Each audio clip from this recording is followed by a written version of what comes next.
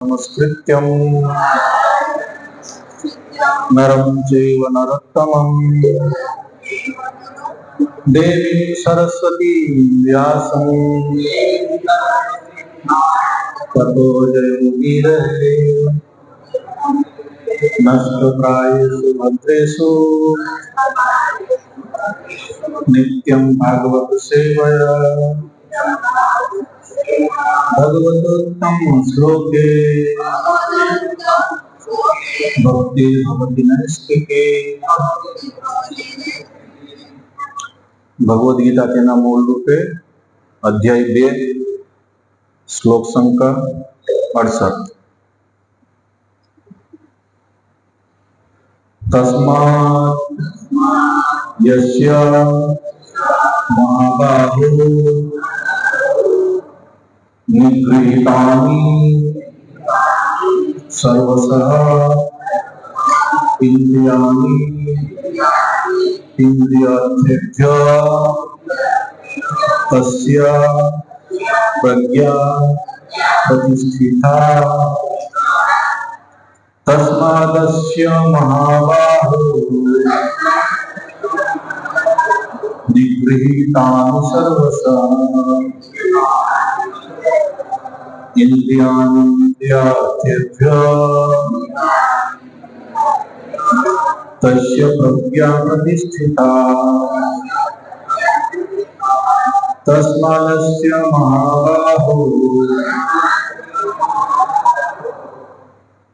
निगृहीतानि सर्वशः इंद्रियाणि इंद्रियार्थेभ्यः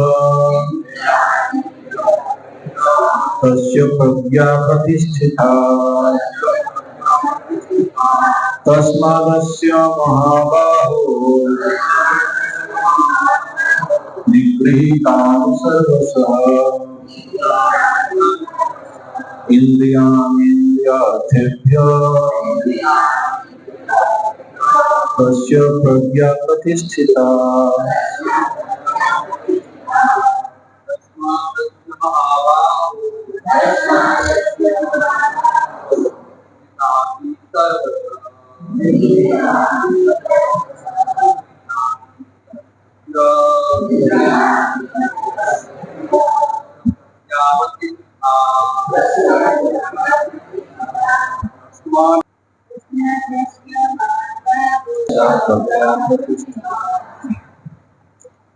तस्मात् माटे यस्य जेनी महाबाहो हे बलवान भुजावाळा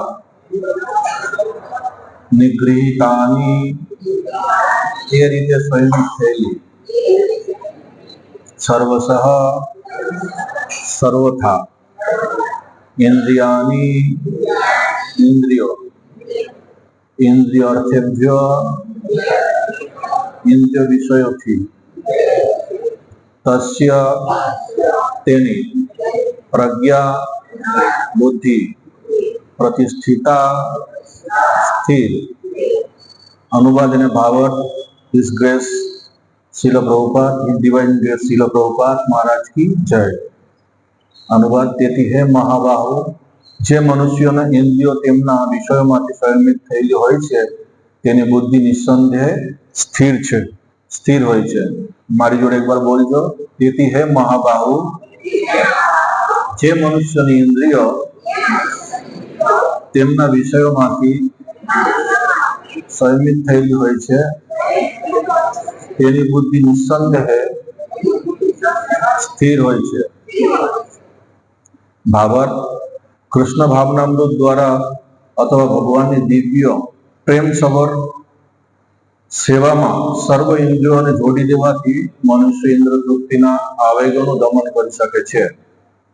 જેવી રીતે શત્રુઓનું દમન શ્રેષ્ઠ સેના દ્વારા કરી શકાય છે તેવી રીતે ઇન્દ્રિયોનું દમન કોઈ માનવીય પ્રયાસ દ્વારા નહીં પરંતુ તેમને ભગવત સેવામાં સમર્પિત કરવાથી શક્ય બને છે।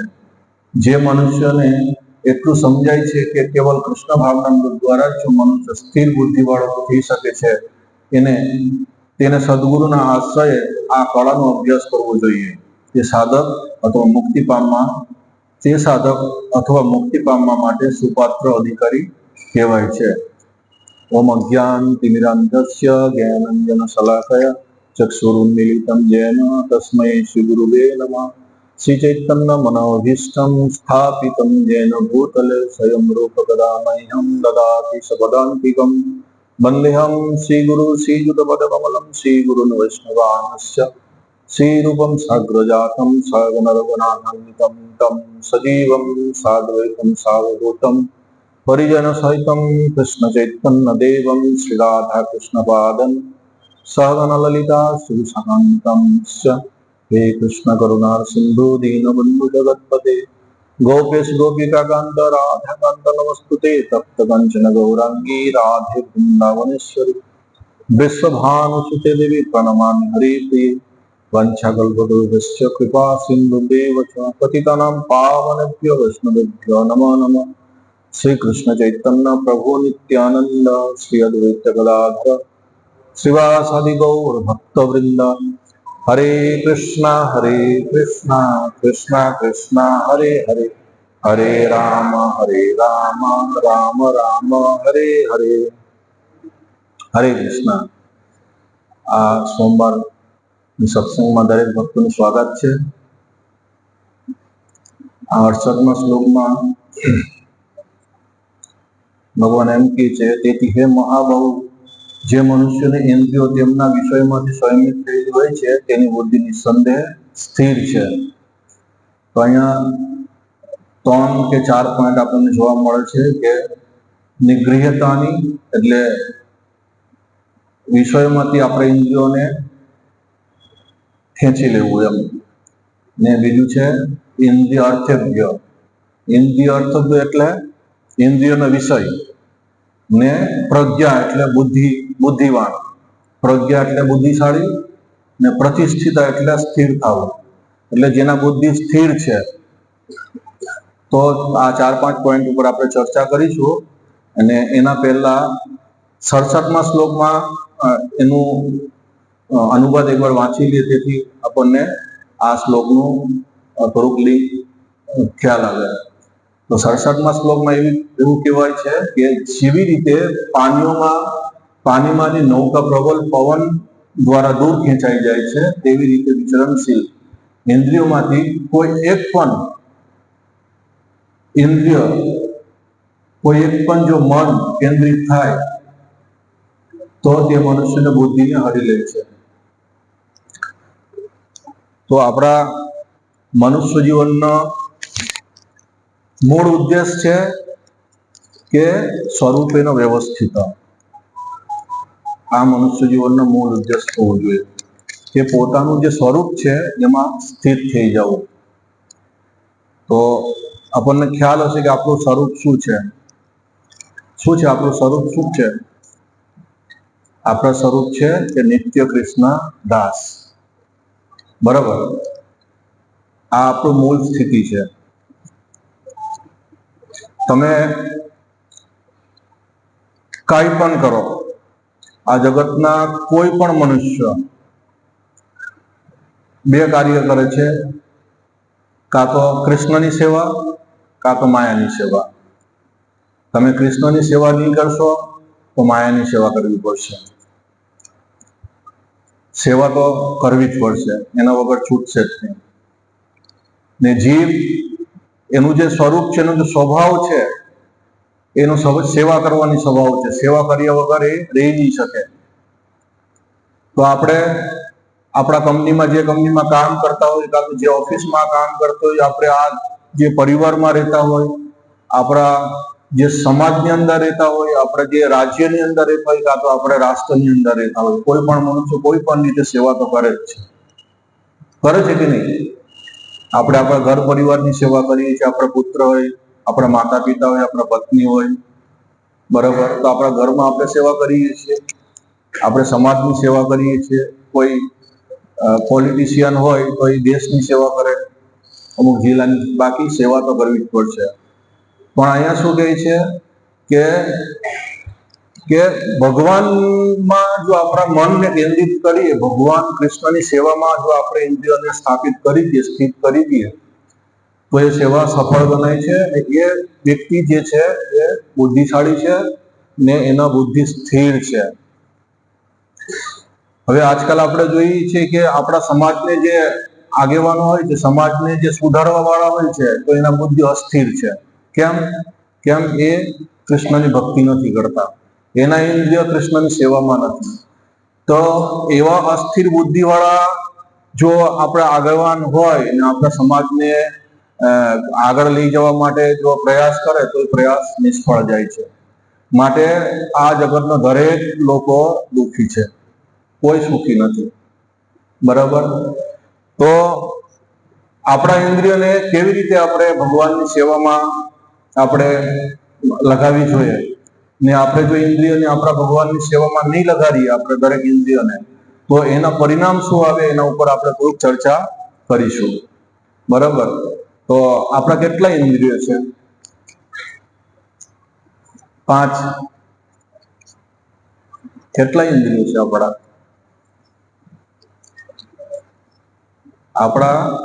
10 ઇન્દ્રિય છે. 5 જ્ઞાનેન્દ્રિય, 5 કર્મેન્દ્રિય. બરાબર?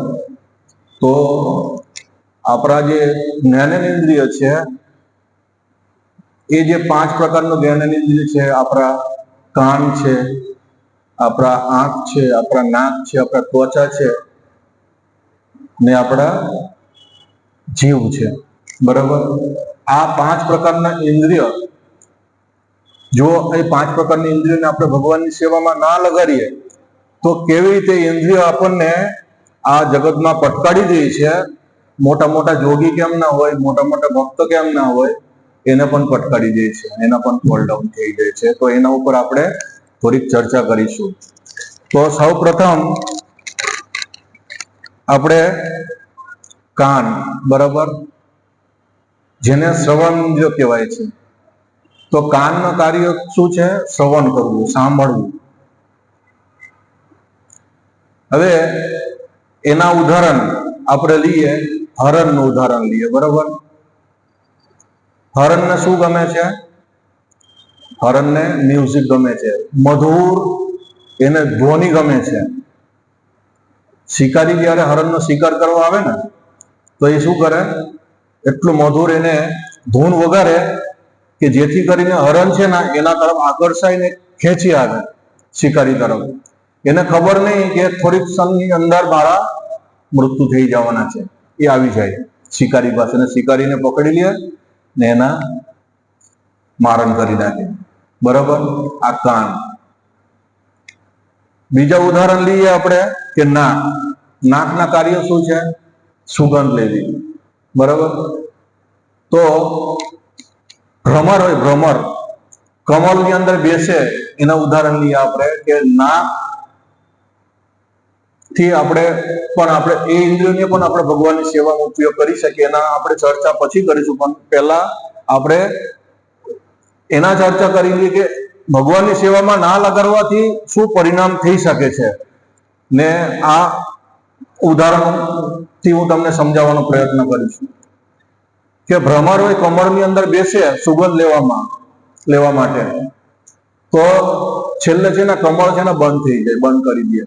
ભ્રમર એની અંદર ફસાઈ જાય. ભ્રમર એની અંદર ફસાઈ જાય, એને મૃત્યુ થઈ જાય. આ નાક. બરાબર? પછી પર્સ. આપણે ત્વચા દ્વારા શું કરીએ? એને પર્સ ઇન્દ્રિય કહેવાય છે. આપણે ત્વચા દ્વારા આપણે અનુભવ કરી શકીએ છીએ. તો પર્સ દ્વારા આપણે હાથીનું ઉદાહરણ લઈએ. હાથી જે હોય છે એ માદા હાથીઓને સાથે સંપર્ક માટે, એને સંબંધ બાંધવા માટે, એને પર્સ કરવા માટે દોડી જાય છે. પણ માદા હાથી હોતું નથી. એ જે શિકારી હોય છે, માદા હાથીના સ્વરૂપ બનાવેલા કઠપુતલી હોય છે, ને જે ખાડાની અંદર એને બેસાડી રાખે છે. અને માદા હાથી જેમ જાય છે એ ખાડાની અંદર પડી જાય. હાથી જેમ જાય છે માદા હાથીની પર્સ કરવા માટે પડી જાય છે અને એના શિકારીને પકડી લે છે. આપણે ચોથું ઉદાહરણ લઈએ, આંખનું ઉદાહરણ લઈએ. આંખને શું ગમે છે? જોવાનું ગમે છે, સારું સારું જોવાનું ગમે છે ને આંખને. તો એના ઉદાહરણથી આપણે શું લઈએ કે આપણા જે જીવાત છે, કીટ પતંગીય કહેવાય, જીવાત, એને શું ગમે છે? અગ્નિ, રોશની ગમે છે એને, બરોબર. જ્યારે અગ્નિ પ્રજ્વલિત થાય છે ને તો એ કીટ પતંગીઓ છે ને એના તરફ આકર્ષાઈને એના તરફ દોડી જાય છે ને અગ્નિમાં એના આહુતિ દઈ દે છે, મરી જાય છે, બરાબર. ને પાંચમું આપણું જીવ, જે સૌથી ખતરનાક છે, બરાબર. જીવનું ઉદાહરણ આપણે માછલી ના લઈ લઈએ.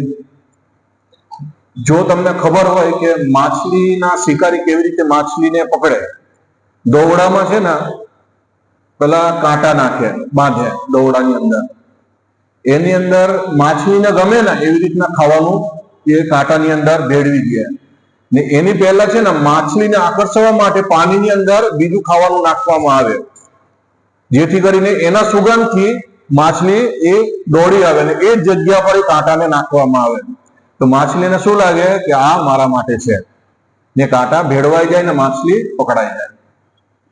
તો આ પાંચે પાંચ ઉદાહરણથી આપણે શું સમજી શકીએ છીએ કે આપણા જે ઇન્દ્રિય છે, જ્ઞાનેન્દ્રિય, એને જો આપણે ભગવાનની સેવામાં ના પોડવીએ તો આ દશા થાય. એના શું થાય છે કે આપણા ઇન્દ્રિય તૃપ્તિ માટે ને આ બધા કેમ ફસાઈ ગયા? કેમ કે એને પોતાનું ઇન્દ્રિય તૃપ્તિ એને કરવું હતું, એને પોતાને ભોગ માટે, પોતાના લાભ, એને લાલસા માટે દોડી ગયા હતા, એટલે ફસાઈ ગયા. તો એમાંથી સૌથી ખતરનાક ઇન્દ્રિય છે જીવ. એટલે આપણે જયારે પ્રસાદ લઈએ ને ત્યારે આપણે ગાઈએ છીએ, જરર ઇન્દ્રિય તાહે કાલ, જીભે ફેલે વિષય સાગરે. ગાઈએ છીએ ને આપણે કે આ જે શરીર છે જર થી બનેલા છે, અને એની અંદર જે જીવ છે ને કે જીવ સૌથી ખતરનાક છે. જીવે ફેલે વિષય સાગર, તાળમધ્ય જીવવાથી લોભમાં, એને બહુ લોભી છે જીવ. જીવને હંમેશા ચટાકા પટાકા હારું હારું ગમે, હારું હારું ગમે. ઢોસા, ઇડલી, બર્ગર અત્યારે જે કાંઈ છે લાવો, એટલે જીવને એવું ગમે. લોભોમાં સુદૂરમાંથી કાકે જેતા કઠિન સંસાર, અને એને જીવને છે ને જીતવું છે ને બહુ મુશ્કેલ છે, બહુ મુશ્કેલ છે. આપણે આપણા પોતાની ઈચ્છાથી, પોતાનું શક્તિથી એને જીતી નહીં શકીએ. આ જેટલા પણ ઇન્દ્રિયો છે ને આપણા પોતાની શક્તિથી જીતી નહીં શકીએ. અહીંયા પ્રભુપાદ કોટ કરે છે, આપણા પોતાની શક્તિથી આપણે એને જીતી જ નહીં શકીએ. જ્યાં સુધી એને કૃષ્ણની સેવામાં આપણે નહીં લગાડીએ ને ત્યાં સુધી ઇન્દ્રિયોને જીતવું મુશ્કેલ છે. એટલે કૃષ્ણ દ્વારા દયામય, એટલે કૃષ્ણ બહુ બહુ દયાળુ છે કે જે આ બધા ઇન્દ્રિયોને આપણે જીવવાથી ટેસ્ટ લઈએ, એ જીવવાની જીવવાથી જે આપણે ટેસ્ટ લઈએ, ખાવાનું આપણે ઉદરમાં જાય ને ઉદરથી આપણા શરીર સંતુષ્ટ થાય, દરેક ઇન્દ્રિય સંતુષ્ટ થાય, બરાબર. તો મેન છે જીવ. જીવને જો આપણે કંટ્રોલમાં લઈએ ને તો ધીરે ધીરે બધા ઇન્દ્રિય કંટ્રોલમાં આવી જશે. અને એ ઇન્દ્રિયોને જ્યારે આપણે ભગવાનની સેવામાં પુરાવીશું ને ત્યારે આખી ઇન્દ્રિય કંટ્રોલમાં આવશે. એને સિવાય કોઈ ઉપાય નથી. પ્રભુપાદ ચોખ્ખું લખે છે કે તમારે જો કૃષ્ણ ભક્તિની અંદર તમારે ઇન્દ્રિયોને તમારે સંયમિત નહીં કરવું તો ત્યાં લગી તમે આ ઇન્દ્રિયને જીતી નહીં શકો. તો આ જીવ છે ને સૌથી ખતરનાક છે. મેં જેટલા ઉદાહરણ આપ્યા પાંચ ઇન્દ્રિયો, એ પાંચે પાંચ ઇન્દ્રિયોમાંથી કોઈ પણ એક ઇન્દ્રિય જો આપણે એના વશમાં નહીં કરી શકીએ ને, કોઈ પણ એક ઇન્દ્રિયને, માનો કે થોડું ઘણું આપણે છૂટ આપી દઈએ ઇન્દ્રિયોને, તો પણ આપણે હારી જઈશું. કેવી રીતે? આપણે બીજા ઉદાહરણથી આપણે સમજીશું. એક બ્રાહ્મણ હોય છે જે ખૂબ ગરીબ હોય છે, બરાબર. એ ગરીબ બ્રાહ્મણ, એમની પાસે, બ્રાહ્મણ પાસે એક તો ધન હોય નહીં, બરાબર. તો એ ધન માંગવા કોની પાસે જાય છે? રાજા પાસે જાય છે. રાજા પાસે ધન માંગવા જાય છે, મને ધન આપો.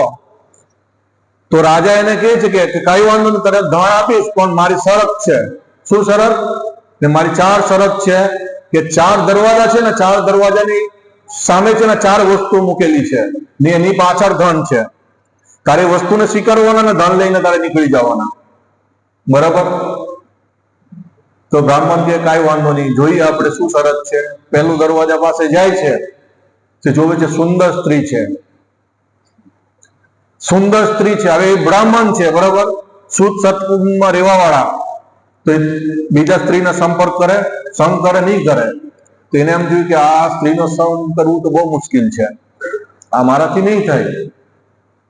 આગળના દરવાજામાં જાય, ત્યાં જોવે કે મદિરા છે, દારૂ મૂકેલા છે, દારૂ. એ બ્રાહ્મણ દારૂ નહીં પીવે, આગળના દરવાજામાં જાય, ત્યાં માંસ હોય છે. એ બ્રાહ્મણ માંસ નહીં ખાય, પર સ્ત્રીના સંગ નહીં કરે, દારૂ નહીં પીવે, નશો નહીં કરે, ને આગળના દરવાજામાં જાય, ત્યાં જોવે કે જુગાર. બરાબર? તો બ્રાહ્મણને શું લાગે કે આ જે ચારે ચાર પ્રવૃત્તિ છે ને એમાંથી થોડુંક હલકા પ્રવૃત્તિ એટલે થોડુંક નોર્મલ છે જુગાર. તો આ રમી લેવાથી આપણને જો ધન મળી જતો હોય ને તો આપણે ધન લઈને ચાલ્યા જવું, આટલું મોટું પાપ પણ નહીં લાગે એમ.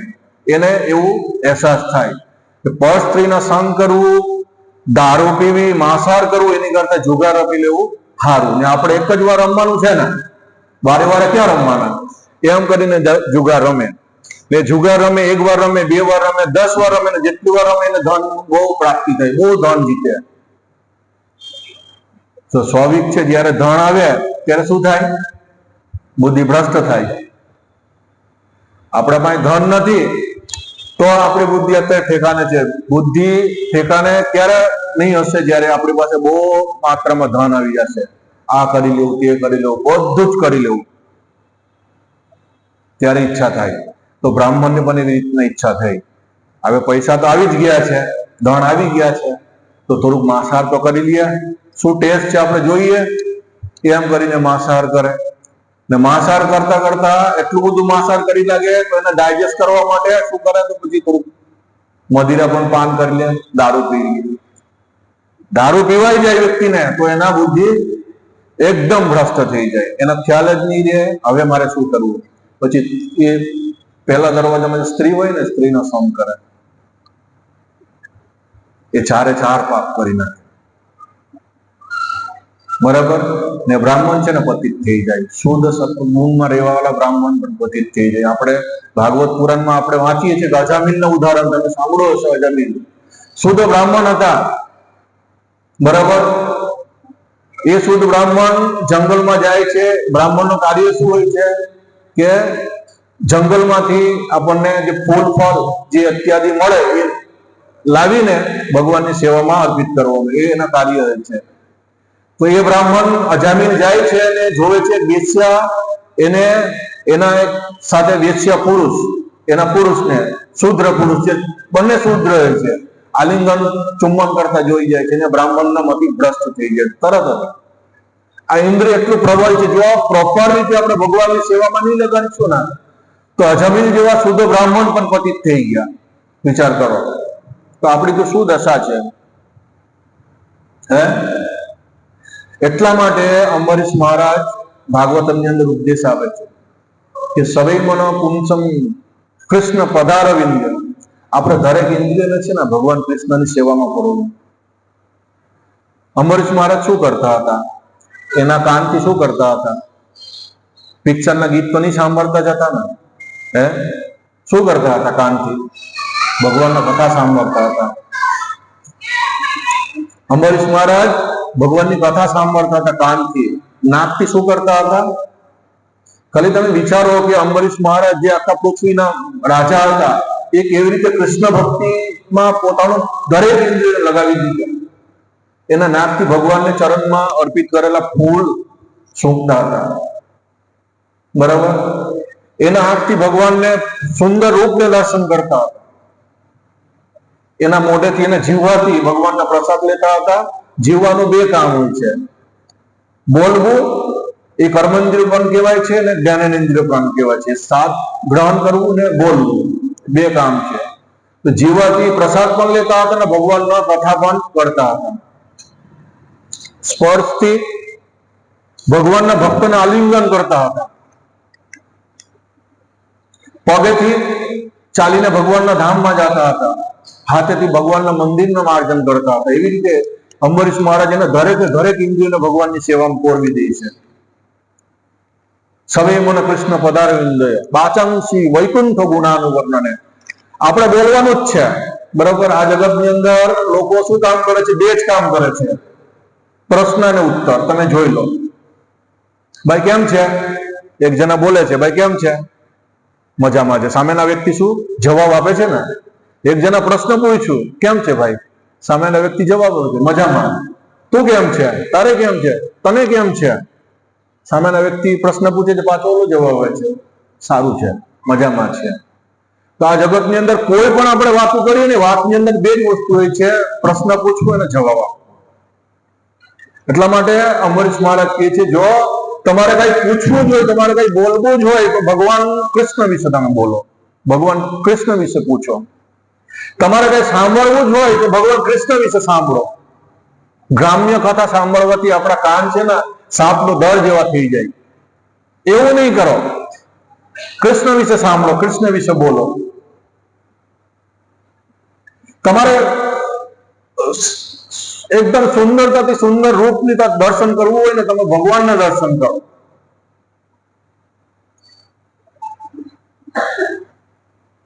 તો આવી રીતે અંબરીશ મહારાજ જે આખા પૃથ્વીના રાજા હોય છે ને આપણને શીખવે છે કે આવી રીતે દરેક ઇન્દ્રિયોને જે ભગવાનની સેવામાં આપણે લગાડીશું ને, તો આપણે ઇન્દ્રિય કંટ્રોલમાં રહેશે ને આપણે એને જીતી શકીએ. આ જળનું ફસાદ ક્યાં છે? મન. મન છે. મનનું કાર્ય શું છે? ચિંતન કરવું. મનનું એક જ કાર્ય છે, ચિંતન કરવું. ચિંતન કરીને મૂકી દે છે મન. ડિસિઝન કોણ લે છે? બુદ્ધિ.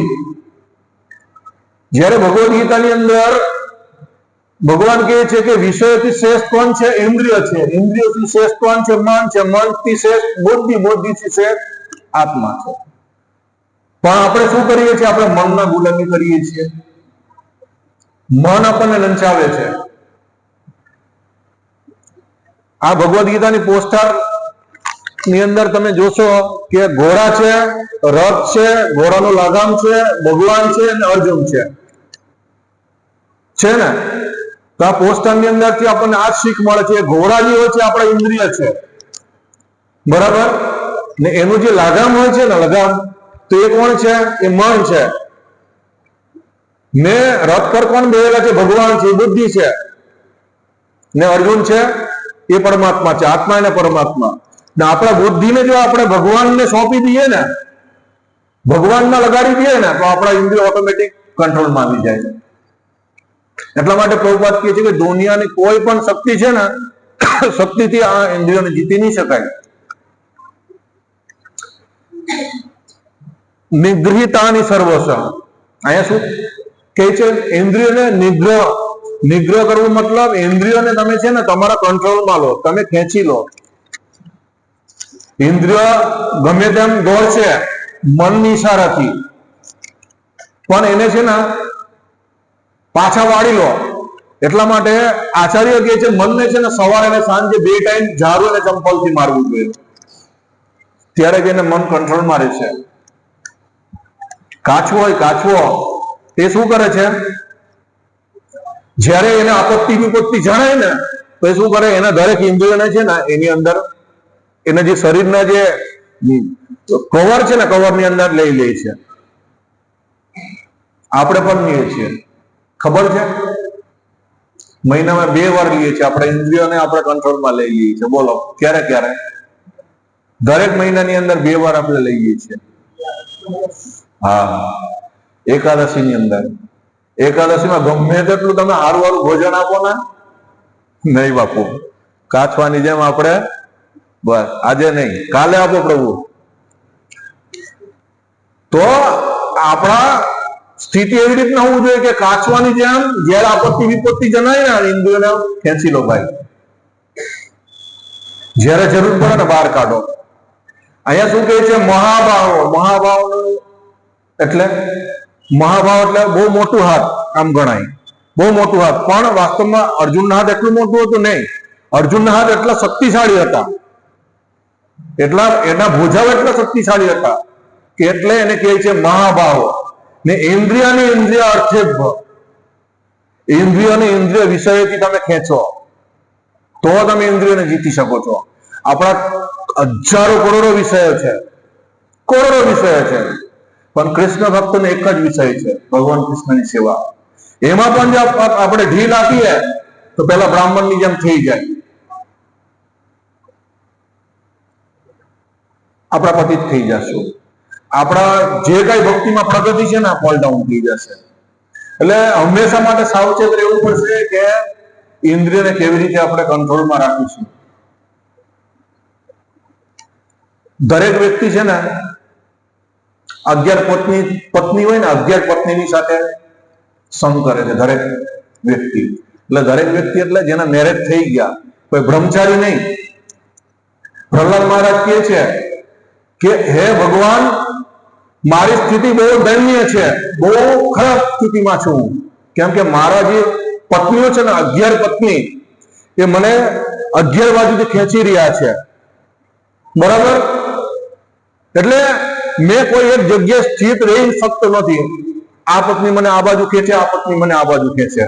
મારે શું કરવી છે? તમે મારા પત્નીને તમે તમારા સેવામાં લગાડશો તો એના બુદ્ધિ સ્થિર થશે. 11 પત્ની જેના મેરેજ થઈ ગયા છે એના એક પત્ની, બાકીના 10 ઇન્દ્રિય, 5 કર્મેન્દ્રિય, 5 જ્ઞાનેન્દ્રિય, 10 દિશામાં ઓલા જે સ્ત્રી રૂપી પત્નીને લાવ્યા એ આમ કરીને 11 પત્નીને ખેંચે. સાપ હોય ને, સાપ, આપણા ઇન્દ્રિયો કામ તો આમ કહેવાય છે કે આપણે સાપ જેવું છે ઇન્દ્રિયો.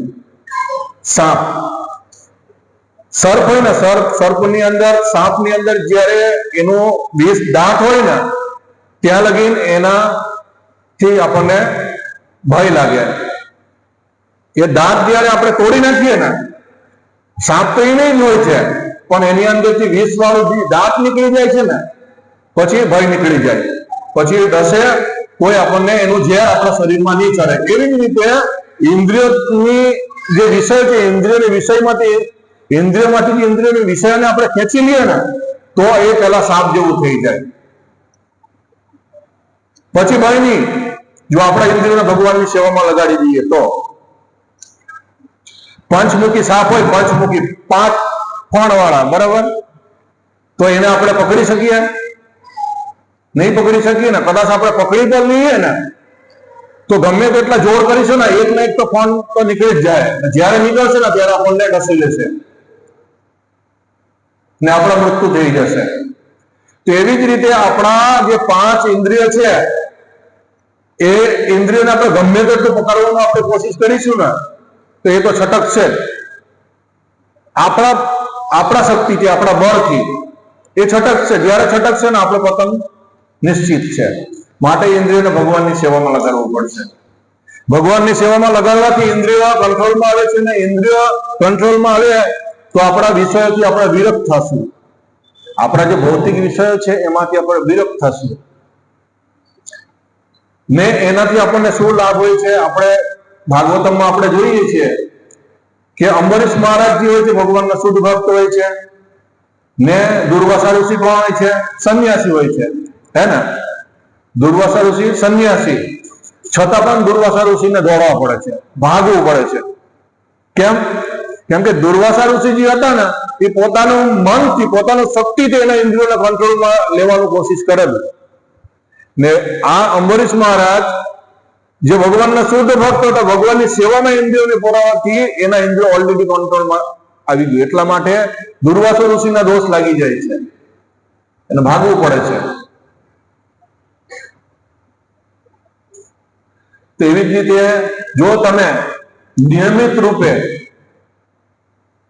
હરે કૃષ્ણ મહામંત્રનો જપ કરશો, નિયમિત રૂપે ભાગવતમ, ભગવદ ગીતાનું પઠન પાઠન કરશો, નિયમિત રૂપે ભગવાનને અર્પિત કરેલા ભોગ પ્રસાદ રૂપે ગ્રહણ કરશો, ભગવાનની સેવા કરશો તો ધીરે ધીરે ધીરે ધીરે આપણા ઇન્દ્રિયો કંટ્રોલમાં આવશે. અહીંયા જેટલા પણ અત્યારે હાલમાં બેસેલા છે કોઈ માતાના ગર્ભમાંથી ભક્ત બનીને તો આવ્યા નથી, બરાબર? કોઈ 5 વર્ષથી, કોઈ 2 વર્ષથી, કોઈ 10 વર્ષથી, કોઈ 20 વર્ષથી ગમે અત્યારે ભક્તનો સંપર્કમાં આવીને ભક્ત બન્યા ને આજે ભક્તિ માર્ગની અંદર છીએ. આપણે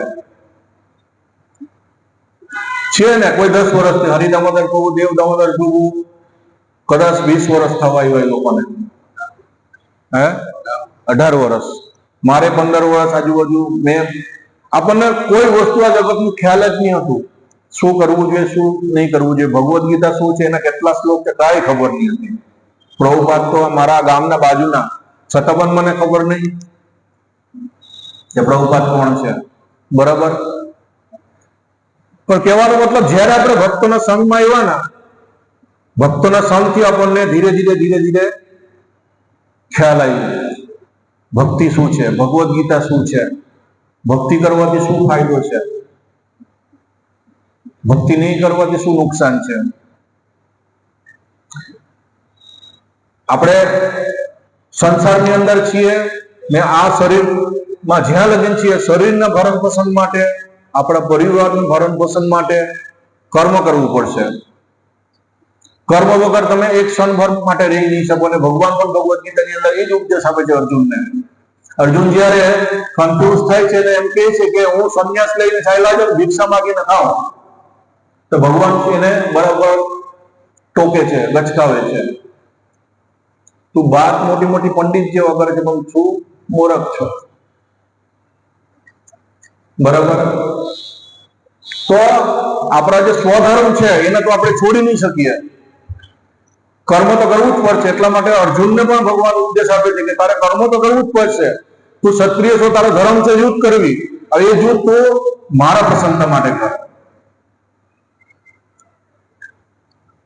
તો એવી જ રીતે આપણે બધાને કાર્ય તો કરવાના, જે જે કામ ધંધાની અંદર છે એ કાર્ય તો એને ચાલુ જ રાખવાના. એ કાર્યને પણ આપણે ભક્તિમય બનાવી શકીએ. માનો કે કોઈ હીરામાં જોબ કરતા હોય, કે કોઈ ઓફિસમાં જતા હોય, કે કોઈ સરકારી નોકર હોય, કોઈ પણ ક્ષેત્રમાં એના કાર્યોને ભક્તિમય બનાવી શકીએ ઇઝીથી. કેવી રીતે એને હંમેશા એ યાદ રહેવું જોઈએ કે હું માત્ર ને માત્ર ભગવાનના દાસ છું, ભગવાનનો સેવક છું, ને મારું એકમાત્ર કાર્ય છે ભગવાનની સેવા કરવી, બરાબર. તો જ્યારે આપણે કોઈ પણ ઓફિસ ક્ષેત્રની અંદર, કોઈ પણ ક્ષેત્રની અંદર આપણે જઈએ તો એમાંથી આપણે શું મળવાના છે? ધન મળવાના છે, બરાબર. એ ધનથી આપણે શું કરીએ? એ ધનથી આપણે અનાજ, કઠોળ, જે કઈ શાક, ફળ, ફૂલ, દૂધ આપણે નકારે લાવીએ જ છીએ, રાંધીએ છીએ ને ખાઈએ જ છીએ ઘરમાં, બરાબર. સામાન્ય લોકો પણ એ જ કરે છે, આપણે પણ એ જ કરીએ છીએ, પણ અંતર થઈ જાય છે. એક ભક્ત જ્યારે બીજા 10 કે 20 કે 100 ભક્તોની, સામાન્ય લોકોની વચ્ચે જાય છે, સેમ કામ કરે છે, લાગે છે કે આ તો આપણી જેમ સામાન્ય જ વ્યક્તિ છે, પણ એની અંદર ને સામાન્ય વ્યક્તિની અંદર બહુ મોટો ભેદ થઈ જાય છે, બહુ મોટો ફરક થઈ જાય છે. કેમ કે એમાંથી જે ધન ઉપાર્જન કરે છે ને, સામાન્ય વ્યક્તિ શું કરે છે? પોતાનું ઇન્દ્રિયો ભોગ માટે કરે છે. ઘરમાં જે કાંઈ લઈ જાય છે એ પોતાનું ઇન્દ્રિય તૃપ્તિ માટે ખાય છે. ને ભક્ત જ્યારે એ જ કાર્યને ભગવત ભક્તિની અંદર ગણીને માણીને એ કાર્ય કરે છે, એમાંથી ધનમાંથી શાક, ફળ, ફૂલ, દૂધ, અનાજ, કઠોળ જે કાંઈ હોય છે ભગવાનને રાંધીને અર્પિત કરે છે, ને પછી એ ગ્રહણ કરે છે. તો આપણા જે ઇન્દ્રિયો છે, એવી રીતે દરેક ઇન્દ્રિયોને જો આપણે ભગવાનની સેવામાં લગાડીએ, આપણા કર્મને પણ આપણે જો ભક્તિમય બનાવીએ, કર્મ કોઈને છોડવાનું નથી, બરાબર. ઇન્દ્રિય નિગ્રહ કરવાનું નથી. ઇન્દ્રિય નિગ્રહ કરવાનું એટલે કે ભાઈ હાથ છે, હાથમાં હું કઈ કામ જ નહીં કરું, એને ઇન્દ્રિય નિગ્રહ નહીં કહેવાય. પગ છે, પગમાંથી ચાલીને હું જાઉં જ નહીં, એક જ જગ્યાએ બેસી રહું, બરોબર. હવે દેવ દામોદર પ્રભુ મને અહીંયા હરિદામોદર પ્રભુ ફોન કરીને કીધું કે અહીંયા તમારે લેક્ચર આપવાના છે પ્રભુ, બરોબર. હું એવી રીતે ઇન્દ્રિય નિગ્રહ કરીને બેસી જાઉં ઘરમાં, તો મારે કઈ કામ જ નથી, તો અહીંયા આવવા માટે મારે પેટ્રોલની તો જરૂર છે કે નહીં? એમને તો આવી જ નહીં શકું, પેટ્રોલ આવશે ક્યારે? તો એના માટે આ જરૂરિયાત જે વસ્તુ છે ને, એના માટે તો કર્મ કરવું પડશે. પણ આ દરેક કર્મ આપણે ભગવાનની પ્રીત્યર્થે હોવું જોઈએ, ભગવાનની સંતુષ્ટિ માટે હોવું જોઈએ. ત્યારે અર્જુનની જેમ આપણે જે આ મનુષ્ય જીવન જે યુદ્ધ છે, મોટામાં મોટા યુદ્ધ છે, એને જીતી શકીએ. દુર્યોધન પાસે નારાયણની સેના, અર્જુન પાસે ખાલી ભગવાન, છતાં પણ અર્જુન જીતી જાય છે. કેમ? સૌથી મોટામાં મોટો બુદ્ધિશાળી વ્યક્તિને અર્જુન સાથે રાખ્યા હતા. એવી જ રીતે આપણે જો ભગવાનની અંદર, ભગવાનની સેવાની અંદર આપણે મનને પોડવી દઈએ તો આપણે જીતી જઈએ. બાકી કોઈ શક્તિ નથી કે આપણે જન્મ મૃત્યુની જે ચક્કર છે, બાળે બાળે આપણે જન્મ લેવું, મરી જવું, બરાબર, એને જીતી નહીં શકીએ. આહાર નિદ્રા ભય વૈષ્ણવ છે. બરાબર, તો તમને બધાને નમ્ર વિનંતી છે કે તમે અહીંયા રેગ્યુલર આવો. અહીંયા બહુ સરસ ઉપદેશ આપવામાં આવે છે. અહીંયા ભક્તો, અમુક ભક્તો બહુ મહેનત કરી રહ્યા છે. કોના માટે? એના માટે નહીં. એને તમે કઈ 2-5 પૈસા આપશો કે એને લાભ થશે કે 2000-5000 એને મળશે, એના લાભ માટે, તમારા માત્ર ને માત્ર તમારા લાભ માટે. મનુષ્ય, દરેક આ જગતની દરેક મનુષ્ય બહુ પીડાઈ રહ્યું છે, બહુ દુઃખમાં છે. તો આ ભક્ત બહુ પ્રયાસ કરે છે કે એ બધાને આમાંથી બહાર કાઢે. કેવી રીતે ભગવાનની સેવામાં એના પોતાની જાતને ને પોતાના પરિવારને એ લગાડી શકે, એના માટે બહુ પ્રયાસ કરે છે. તો અહીંયા રેગ્યુલર નિયમિત દર સોમવારે પ્રોગ્રામ હોય છે. તો સુંદર પ્રસાદ, તમે અહીંયા આવો. હરે કૃષ્ણ. કોઈને કઈ પ્રશ્ન?